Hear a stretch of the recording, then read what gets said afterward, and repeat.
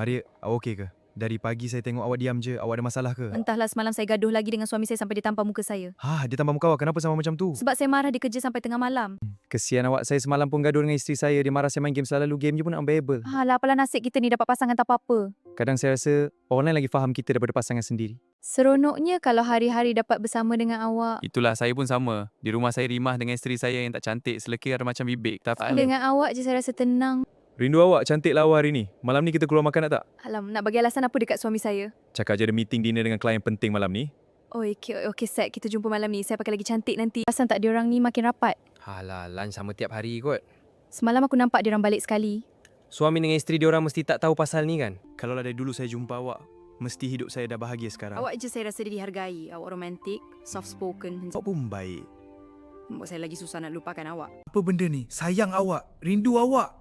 Sampai hati abang buat saya macam ni. Mama, papa dah tak sayang kita ke?